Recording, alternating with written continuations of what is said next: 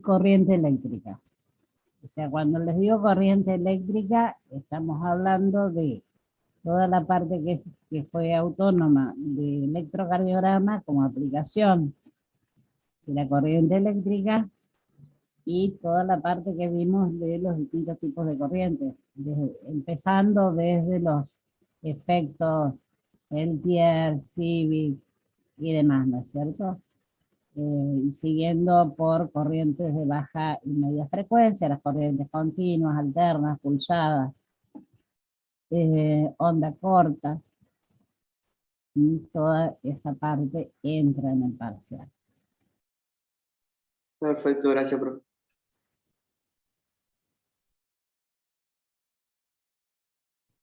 Y este tema, rayos catódicos, ya es para el próximo parcial. La semana que viene, teórico no tenemos porque es feriado patrono de la provincia de Entre Ríos. O sea que el próximo encuentro que vamos a tener va a ser el parcial el día 30. El recuperatorio va a ser el día 11 de octubre. El día 11 de octubre. ¿Por qué razón? El 7 de octubre, que me daría como a los 7 días, ¿no es cierto?, del parcial, es feriado, puente turístico. Y a su vez, el 10 de octubre es feriado porque se traslada el 12 de octubre al lunes. Entonces, el recuperatorio va a ser el día 11 de octubre. Horarios no tengo porque vamos a ver cuántos recuperan y en base a eso disponibilidad de aulas y de los alumnos, ¿no es cierto? O sea, estamos pendientes de ese tema para poder establecer un horario de recuperatorio. Sí está la fecha que es 11 de octubre. Bueno, vamos a empezar con el tema los rayos catódicos. ¿Qué son los rayos catódicos? En realidad son rayos invisibles que están formados por partículas que salen del cátodo y que al chocar contra el vidrio producen una fluorescencia típica de un color amarillo verdoso que los diferencia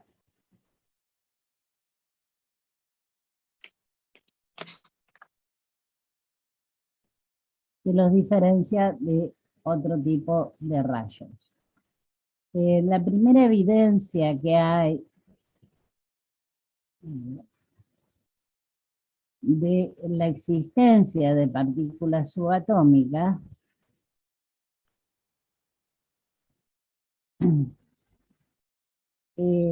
aparece cuando se hacen estudios de conducción de la electricidad en tubos o en gases, perdón, que se encuentran en un tubo parcialmente evacuado, o sea, en los llamados tubos de Crookes, porque fue este señor el que hacía estas experiencias. O sea, tenemos un tubo donde tenemos un cátodo, de donde van a salir electrones. Este tubo es de vidrio y en el extremo opuesto tenemos el ánodo, hacia donde se dirigen los electrones. Cuando se evacúa ese tubo y se conecta a una fuente, va a salir un haz amarillo verdoso desde el cátodo en dirección al ánodo. Pero no, ese haz sufre una desviación. En lugar de seguir una línea, digamos, recta, va a orientarse hacia uno u otro lugar. ¿Qué es lo que ocurre? Ese haz, que después se supo que eran electrones, va a poder desviarse si nosotros ponemos, por ejemplo, los polos de un imán, acá el polo norte y el polo sur, va a sufrir una desviación. Y también si en lugar de poner un imán, ponemos unos electrodos, ¿no es cierto?, positivos y negativos. Y vamos a ver de qué se va a desviar en ese caso hacia la parte positiva. Estos estudios en tubos de rayos catódicos y demás son importantes, porque estamos hablando de estudios que se hicieron apenas hace 120 años. Fíjense, en estos días estaba mirando de una noticia de un edificio del año 1870 y pico. Y yo decía, ¿cuántos años que tiene? Después me puse a pensar, son muchos años, pero mi abuelo, por ejemplo, todavía no estaba en la Argentina. Bueno, yo asociándolo a esto, todavía no se había comprobado la existencia de las partículas subatómicas. Estamos hablando de nada más de 120, 130 años atrás. O sea, todo lo que sucede a partir de estos estudios hacen que se empiece a conocer la naturaleza de la materia, la composición real de la materia, y a partir de eso vienen todos. Bueno, después en el 1930 ya cae, por ejemplo, el modelo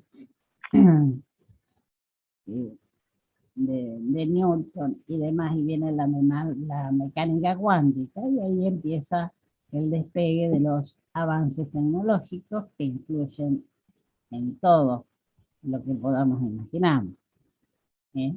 O sea, que ese despegue de la ciencia y de la tecnología como algo que se va retroalimentando, la tecnología permite a la ciencia que vaya cada vez conociendo más cosas, y esas cosas que se van conociendo a través de la ciencia alimentan a nuevas tecnologías, es lo que hace que tengamos el mundo que tenemos, para bien o para mal, porque nunca sabemos si es mejor o peor. Y hoy en día estamos, acabo de escucharlo, por ejemplo, que Rusia está con la mano ya el presidente en el botón rojo, ¿no es cierto?, para un ataque nuclear. Más allá de la cuestión política, geopolítica y todo lo que ustedes quieran, eso impacta en todo el mundo, ¿no es cierto? Porque eso no sería gratuito, ¿no? Porque se peleen los que están allá a tanta distancia nuestra. Para nosotros no vamos a ser solo espectadores, porque la nube que se desataría terminaríamos quizás como en la extinción de los dinosaurios. En este caso sería la extinción de la raza humana, de todo lo que es viviente, ¿no es cierto? Porque al no dejar pasar la luz solar, estamos en el horno. Bueno, todo este tipo de cosas, en realidad, son consecuencias de estos conocimientos que se adquirieron allá por el 1900. Y en la clase que viene vamos a hablar de radioactividad. Vamos a hablar de lo que es una reacción.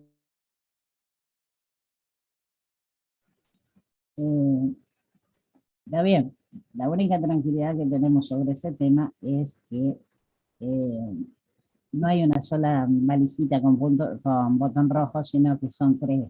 No es una persona sola, sino que tiene que estar tres de acuerdo y apretar el botón rojo para que efectivamente salga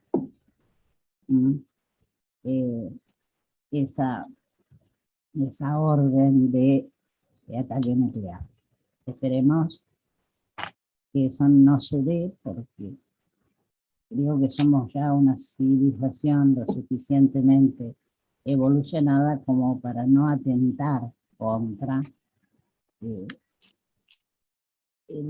la vida y el ambiente en general en el cual nosotros vivimos. ¿Eh? Y en definitiva sería de alguna manera, como se dice vulgarmente, escupir hacia arriba. ¿Hacia dónde va a caer?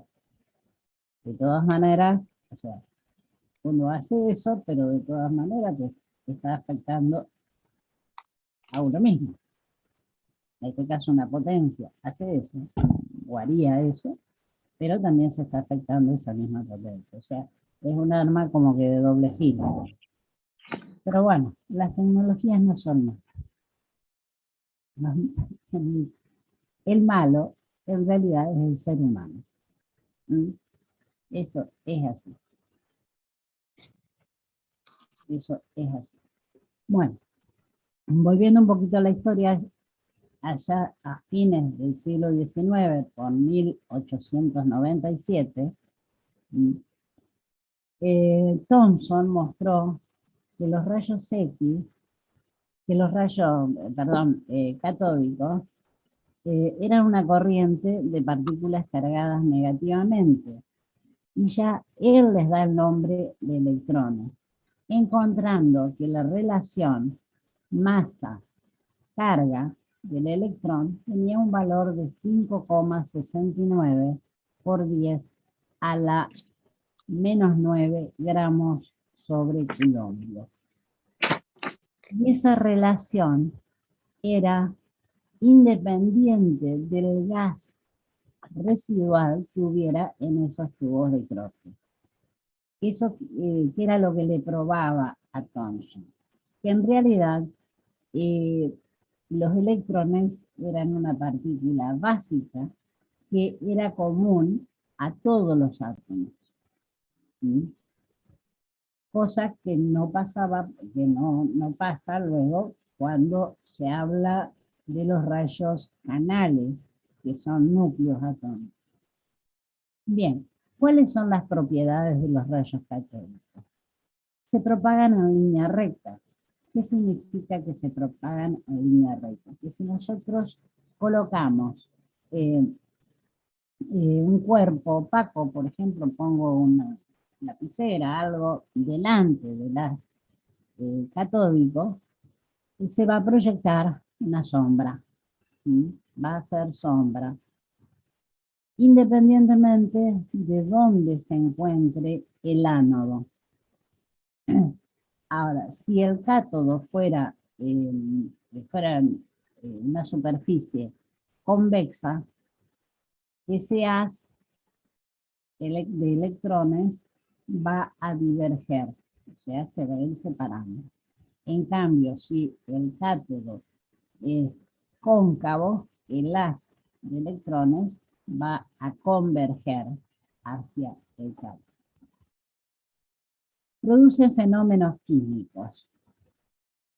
Y también existen la fluorescencia de muchas sustancias y son capaces de impresionar placas fotográficas. ¿Sí? Desarrollan calor.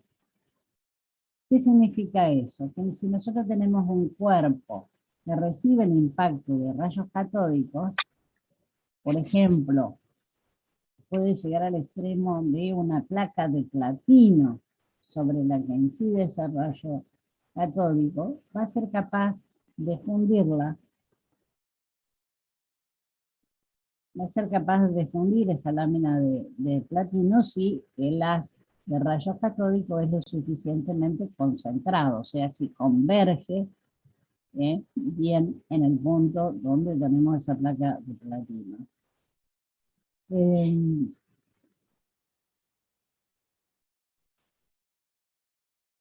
Otra de las propiedades que producen trabajo mecánico. Si nosotros ponemos, por ejemplo, delante de ese haz de rayos catódicos, un molinillo de mica, ese molinillo va a girar, ¿no es cierto?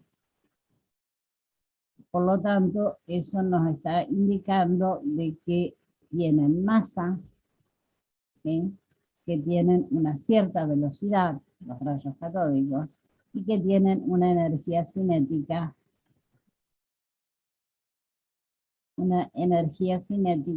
igual a la mitad de la masa por la velocidad al cuadrado. Son partículas negativas, por lo tanto son capaces de desviarse en un campo eléctrico. Como ya sabemos, si son negativas se van a desviar hacia la parte positiva de ese campo eléctrico. Se desvían también por campos magnéticos, ¿sí? Y no atraviesan el vidrio. Thomson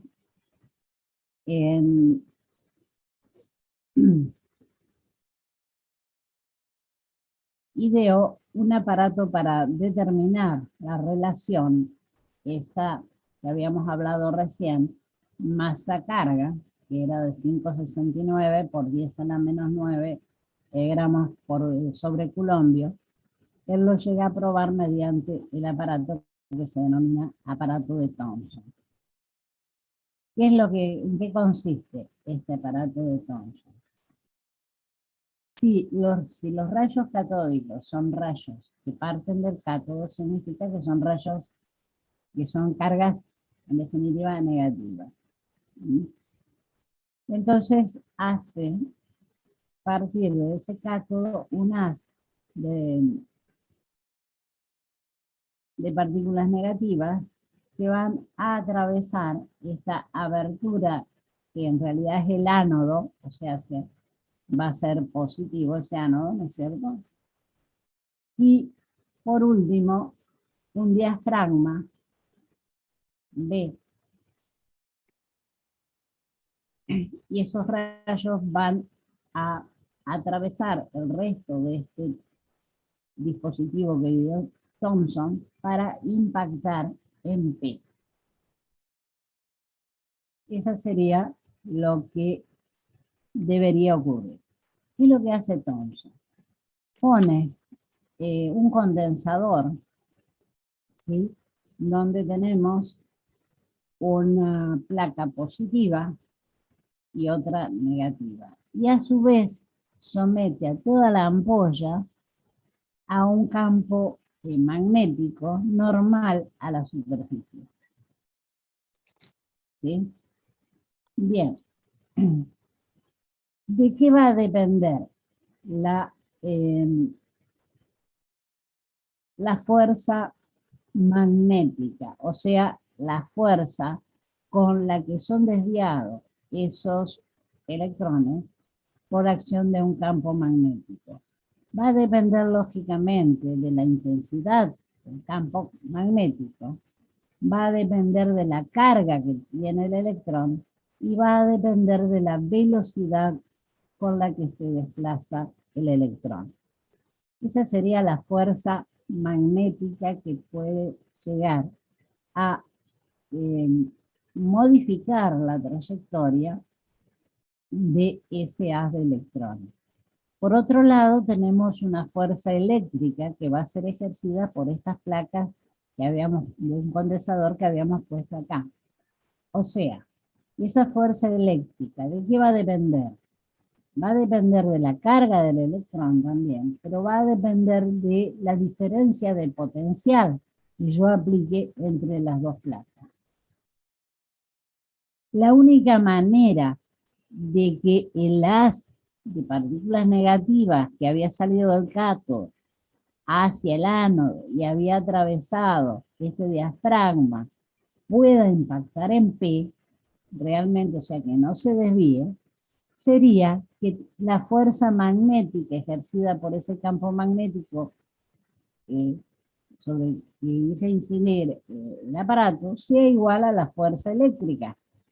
Si están compensadas esas dos fuerzas, nosotros estaríamos hablando de que realmente podría impactar en P.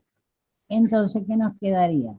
Que la fuerza magnética, o sea, la intensidad del campo por la carga del electrón, por la velocidad de ese electrón, va a ser igual a la fuerza eléctrica, que era la carga del electrón por la diferencia de potencial ejercida entre las dos placas del condensador.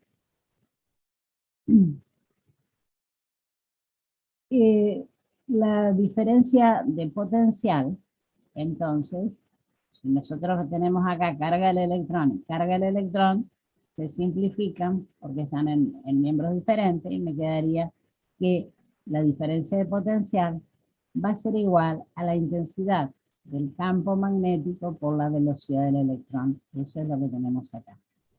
O lo que es lo mismo si despejamos la velocidad, va a ser igual a la diferencia de potencial dividido la intensidad del campo magnético. Y a esa diferencia de potencial e intensidad del campo magnético, yo la conozco porque yo establecí eso. Bien, todo eso ocurriría si impactara en P, pero la desviación que se produce realmente, que hace que esté impactando en Q, hace que tengamos una diferencia de un arco de círculo. Entonces se va a ejercer una fuerza centrípeta. Esa fuerza centrípeta va a ser igual a la masa por la velocidad al cuadrado dividido el radio. Esa fuerza centrípeta es igual a la fuerza magnética, ¿no es cierto? O sea que la fuerza magnética, que era la intensidad del campo magnético por la carga del electrón, por la diferencia de perdón, acá es B chiquita, por la velocidad del electrón, va a ser igual a la masa por la velocidad al cuadrado sobre R, que eran las fuerzas centrípetas. Se simplifica el cuadrado de B con esta B que por favor es B chiquita, si están tomando apuntes, B chiquita de velocidad. Entonces, ¿qué nos va a quedar? Que la masa sobre la carga del electrón va a ser igual a la intensidad del campo magnético por el radio, pasa multiplicando, dividido la velocidad del electrón. Y esa relación masa-carga es el mismo valor que habíamos dicho hoy, de 5,69 por 10 a la menos 9 gramos sobre coulomb. Cuando se corte, por favor, vuelvan a reconectarse. Así como se trabajó con los electrones, para calcular la relación masa-carga, también se trabajó para obtener la carga del electrón. Para eso se usó ese dispositivo que tenemos acá, Millikan, que es el que lo propone, se conocía la velocidad de caída y el tiempo que tardaba el potencial, el tiempo que tardaba en caer una gota de aceite, modificando la diferencia de potencial, podíamos llegar a impedir la caída de estas gotas de aceite, que eran, digamos, eran puestas en este recipiente a través de un atomizador, iban a caer, ¿no es cierto? Y a través de placas cargadas eléctricamente, modificando la diferencia de potencial, hacían que estas gotas de aceite dejaran de caer.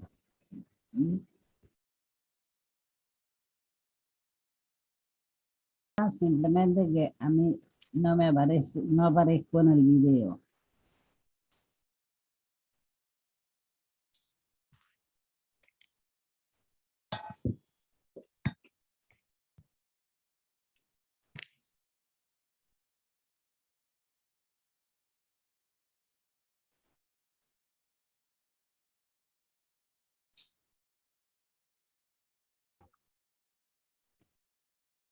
Bien, entonces estábamos hablando de Millikan, que había medido el efecto del campo eléctrico sobre las gotas de aceite, ¿no es cierto? Encontró que las cargas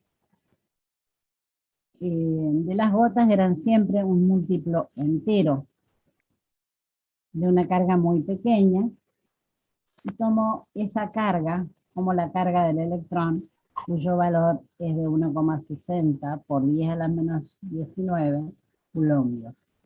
Con ese valor y la relación masa-carga, lo que hace es obtener la masa del electrón, y la masa del electrón le da un valor de 9,11 por 10 a la 28 gramos, a la menos 28 gramos.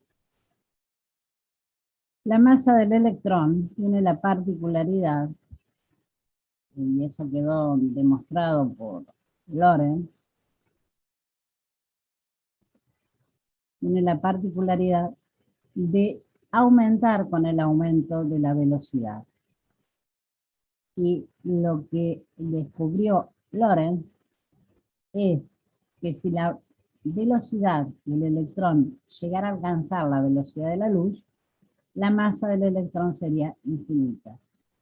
Él decía que la masa del electrón va a ser igual a la masa del electrón en reposo dividido la raíz cuadrada de 1 menos la velocidad del electrón dividido la velocidad de la luz, todo esto al cuadrado. Entonces, si la velocidad del electrón se hace igual a c, a la velocidad de la luz, acá me queda c sobre c, que es 1. Al cuadrado es 1, 1 menos 1 es 0, la raíz de 0 es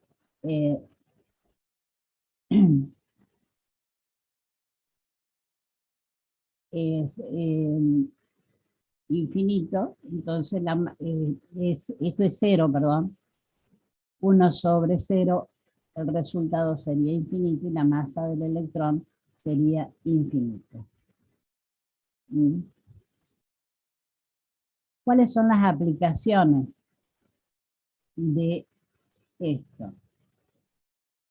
Una de ellas es el fusil de electrones, que según las experiencias de Thomson, habían dicho que la velocidad de los electrones dependía de la diferencia de potencial entre el cátodo y el ánodo. O sea, lo que nosotros tenemos acá básicamente es un tubo de croque. Acá tenemos una placa de cobre, ¿sí? Entonces, la placa de cobre, al ser positiva, va a atraer a estos electrones producidos en el cátodo. Algunos van a chocar contra las placas de cobre y otros van a pasar directamente.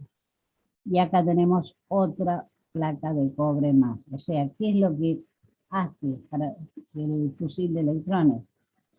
Es un dispositivo que es capaz de permitir que se obtenga un haz de electrones muy estrechos. Y esto se utiliza para otros dispositivos donde es necesario tener un haz de electrones estrechos y a gran velocidad. La velocidad que tengan estos electrones va a depender básicamente de la diferencia de potencial que haya entre el cátodo y el ánodo. Otro de los dispositivos que se relacionan con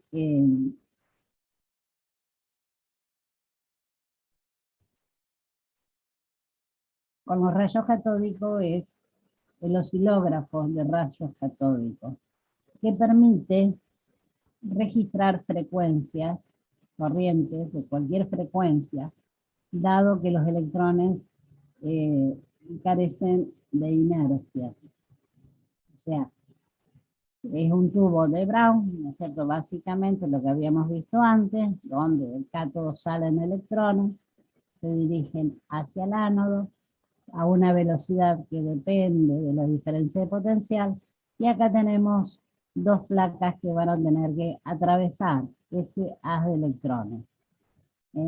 una placa horizontal, un condensador dispuesta las placas horizontalmente, acá tenemos la carga positiva y acá la negativa. Eso va a hacer que se desvíen esos electrones hacia la placa positiva. Posteriormente va a tener que pasar por otras dos placas ubicadas verticalmente. Entonces, al ser desviado hacia el polo positivo, va a impactar acá. Si no fueran desviados por estas placas, debería impactar en este punto A. Sería en el caso de que las placas no tengan los electrones.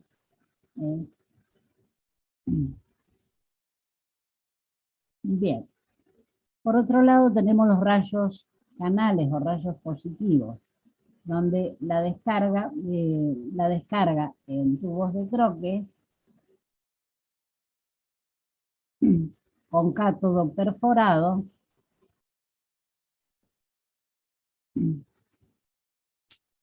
produce rayos luminosos por detrás de los orificios del cátodo. O sea, nosotros ahora tenemos el ánodo, ¿sí? Del ánodo salen iones positivos, o sea, núcleos atómicos positivos, que se dirigen hacia el cátodo que está perforado. Entonces van a ser atraídos y como el cátodo tiene perforaciones, van a ser atravesados por ellos rayos positivos. Estos rayos que están formados por iones gaseosos positivos provienen de la ionización del gas, que está en el interior del tubo, en ese tubo de troque. Y la velocidad de esos rayos positivos es muy inferior a la de los rayos catódicos. Al tener carga positiva, van a ser atraídos por el cátodo y lo van a atravesar, y la masa va a depender del gas residual que yo tenga en el tubo. O sea que no hay uniformidad en el rayo de las partículas, porque lógicamente esas partículas van a depender del gas que esté como residuo en el tubo de troque. Otro de los dispositivos que se trabaja en esa época es el espectrógrafo de masa o de Aston, que se utiliza para estudiar las masas de los átomos sobre placas fotográficas. Acá tenemos este tubo, ¿no es cierto?, que diseña Aston allá por el año 1920 más o menos, hace 100 años, casi justo, de donde van a salir electrones. De este ánodo van a salir, perdón, no electrones, rayos núcleos de átomos. O sea, van a salir rayos positivos que van a atravesar las aberturas de este cátodo y luego este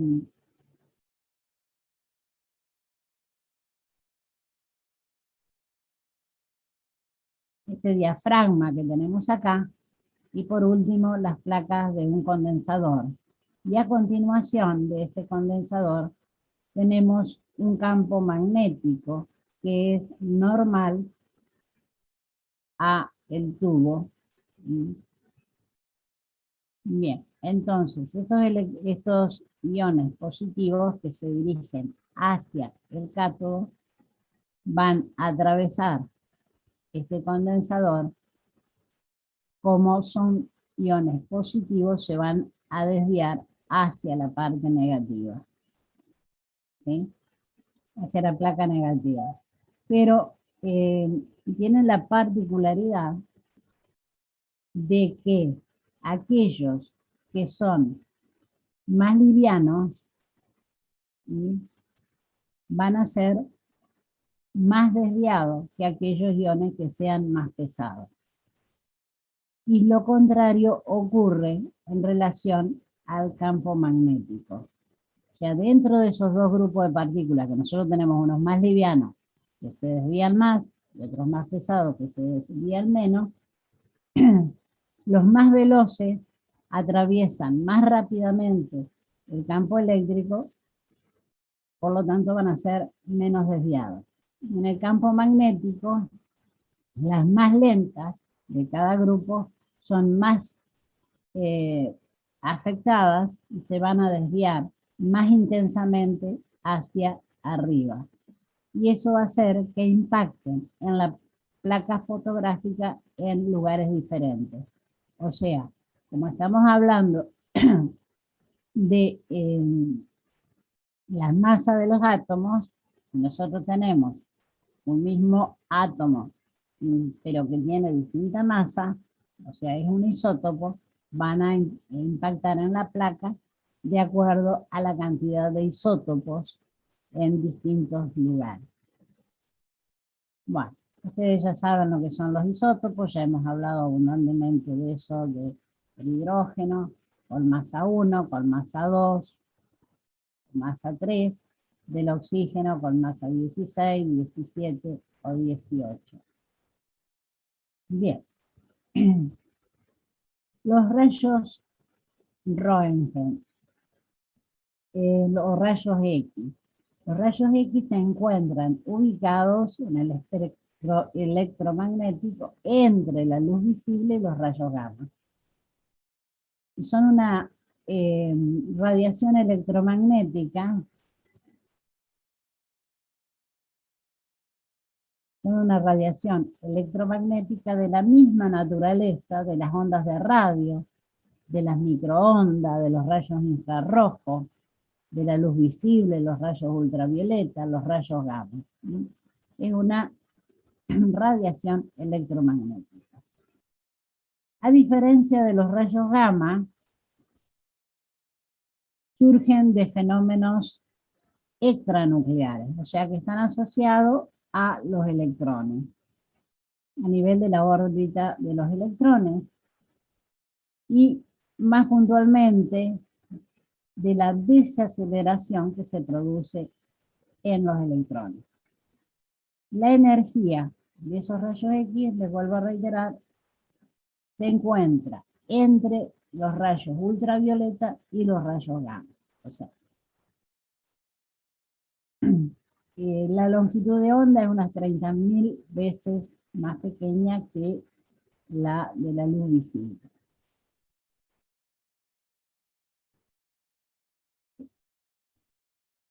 ¿Qué son los tubos radiógenos? Los tubos radiógenos son transformadores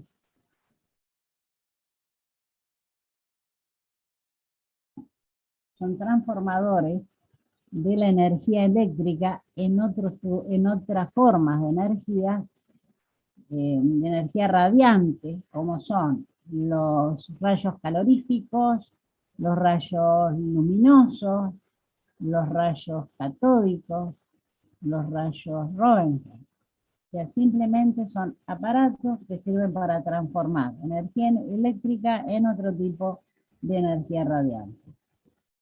Y hay dos tipos de tubos radiógenos, uno que tiene simplemente una importancia histórica, como son los termoiónicos o a gas residual, que son los de Crookes, que vimos recién en la producción de rayos catódicos, y los otros serían los termoeléctricos o de Coliche, que en este caso el vacío que había dentro de ese tubo es prácticamente total.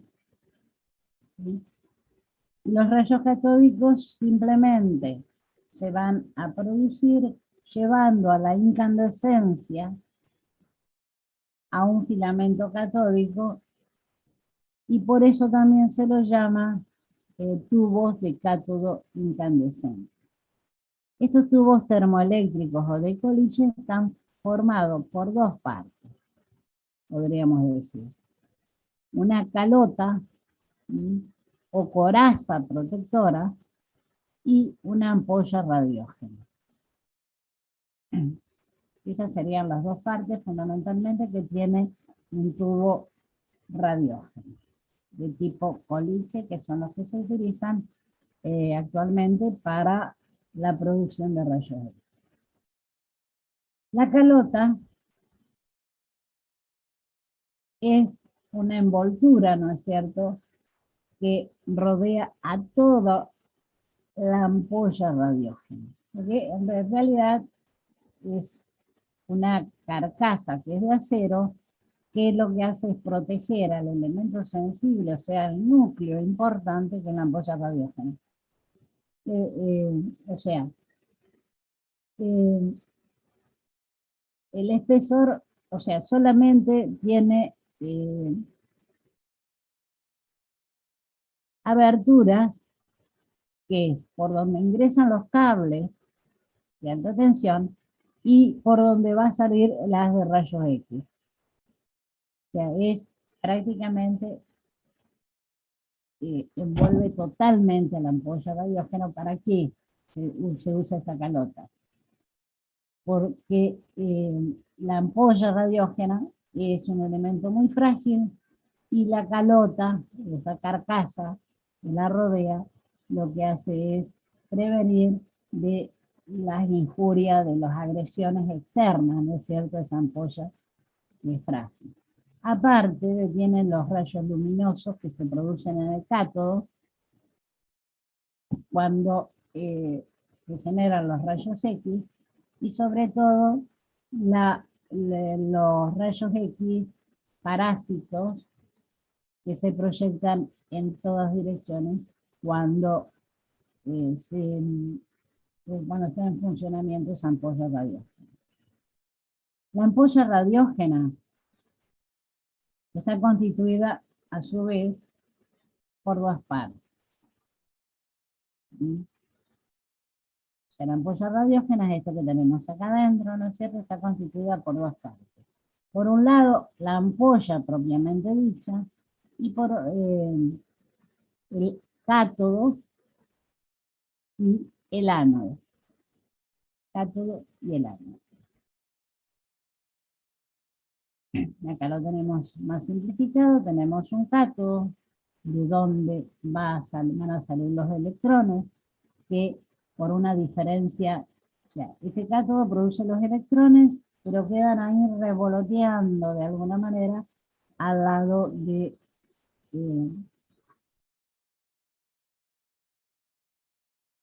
el núcleo, ¿no? Del cátodo.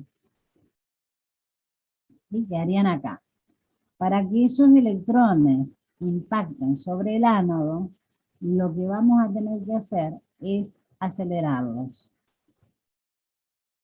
¿Sí? Y esa aceleración de los electrones se produce aplicando una diferencia de potencial entre el cátodo y el ánodo.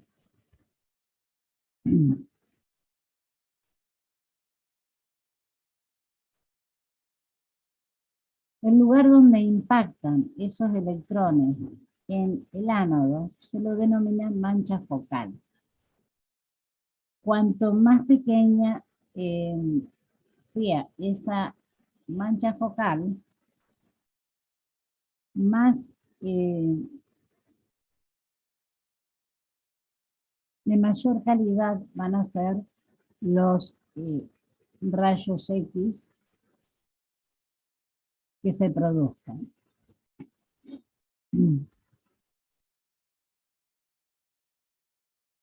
El ánodo, si ustedes se fijan acá en la imagen, tiene un ángulo, un determinado ángulo, que en los viejos tubos radiógenos estaba en 45 grados más o menos. Hoy en día, ese ángulo para una mayor calidad de los rayos X está en el orden de unos 20 grados de desviación. Eso hace que la mancha focal sea más pequeña,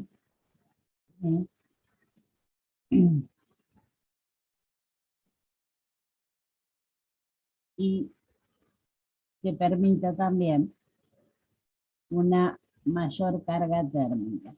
Lógicamente, este cátodo y este ánodo son de tungsteno, porque el tungsteno es un material que resiste grandes temperaturas, o sea, resiste,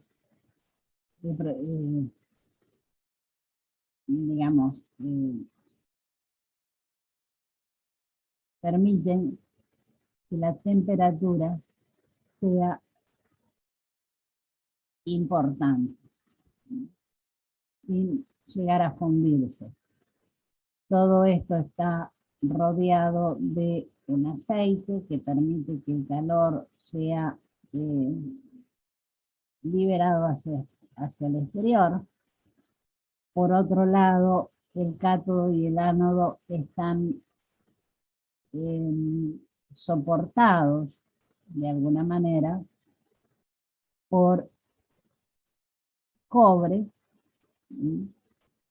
por estos vástagos de cobre, y el cobre es muy buen conductor de calor, por lo tanto, parte del calor también se disipa por ahí. Hay otro tipo de ánodos donde el ánodo es giratorio. En ese caso, tenemos que la fuente de electrones se ubica de manera excéntrica, ¿no es cierto? No exactamente acá, sino un poquito más hacia un costado, y enfrente tenemos el ánodo que va girando permanentemente. Ese giro del ánodo permite que se enfríe más rápidamente, o sea que disminuya la temperatura. Y por otro lado, permite una mayor carga térmica. Hay algunos ánodos giratorios que tienen biseles. ¿Qué son los biseles? ¿Ustedes recuerdan haber visto esos placares antiguos, esos roperos antiguos, que tenían unos espejos espectaculares y a los costados de los espejos como algo diferente? Eso es un bisel. Tiene apenas un desnivel, ¿no es cierto?, el material. Algunos tienen un doble bisel, o sea que a medida que va girando ese ánodo, los electrones van impactando sobre uno u otro bisel. Acá tenemos, fíjense, el cátodo donde salen los electrones. Acá, el cátodo salen los electrones, vienen hacia el ánodo, impactan en el ánodo, como tiene esta desviación, este ángulo de desviación, salen hacia afuera. Precisamente la desviación que tiene el ánodo es para que el haz de rayos X salga del aparato.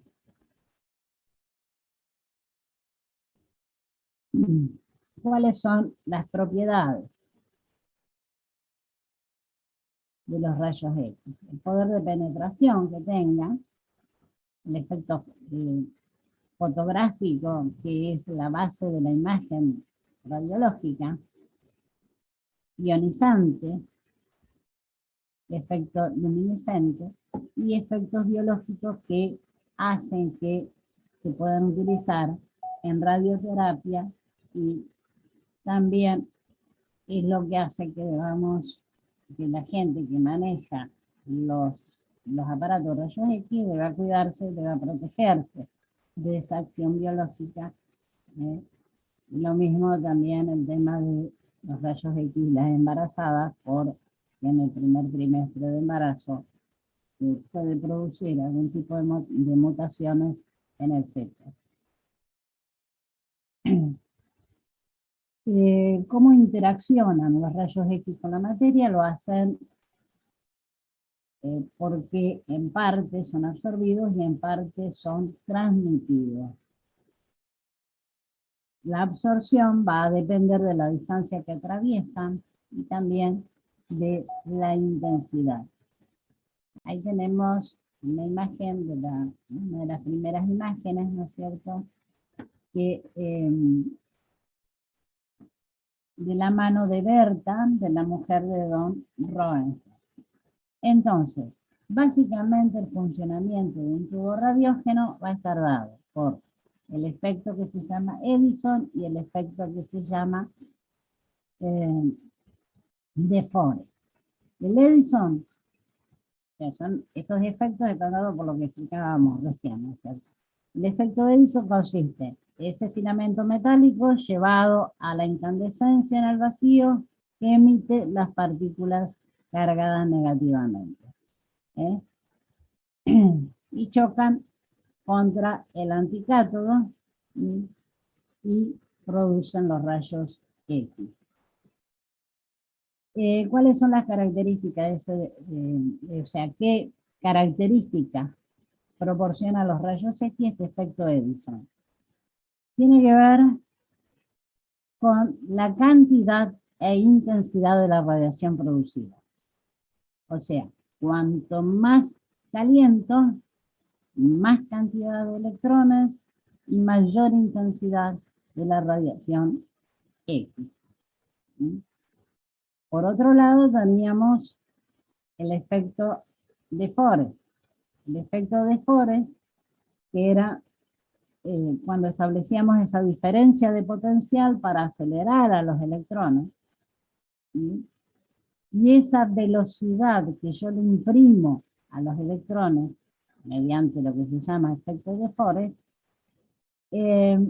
me va a dar, me va a determinar la calidad y la penetración de los rayos X.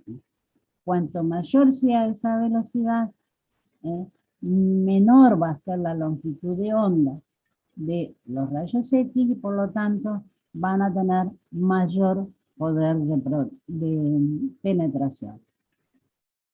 ¿En qué se usan los rayos X? Lógicamente, lo más conocido es la radiografía.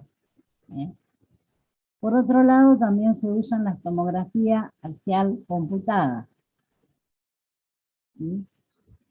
Y en la radioterapia. Acá tenemos una imagen radiográfica de una mano, de una cadera. ¿Sí?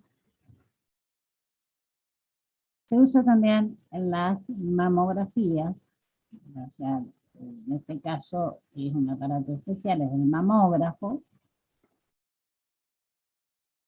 ¿Sí? Y la tomografía computarizada o TAC, como se la conoce, lo que hace es hacer cortes en plano, ¿no es cierto?, de la zona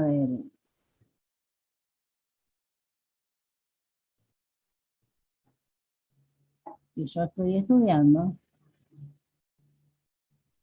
y luego una computadora ensambla cada una de esas imágenes, una sobre otra, y tenemos una imagen tridimensional de un objeto, o sea, algo que con la radiografía la imagen era bidimensional, que es uno de los problemas, ¿no es cierto?, de la radiografía. Bien. O sea, básicamente, nosotros tenemos acá, si tomamos el resultado de una imagen sola, esos cortes que yo les decía que después una computadora los ensambla, si tenemos una sola imagen, con una incidencia de 90 grados. Cuando agrego otro corte, ya, horizontal, ¿no es cierto?, a 180 grados, fíjense que va cambiando la imagen. Acá tenemos cómo se ensamblan los dos, me queda esta figura. Y por último, si vamos ensamblando más cortes, nos va a dar cada vez más detalles de ese objeto real. Bueno, chicos, nos estamos viendo en teoría de la semana siguiente del parcial, porque el próximo jueves es feriado, creo. No sé si hay alguna duda.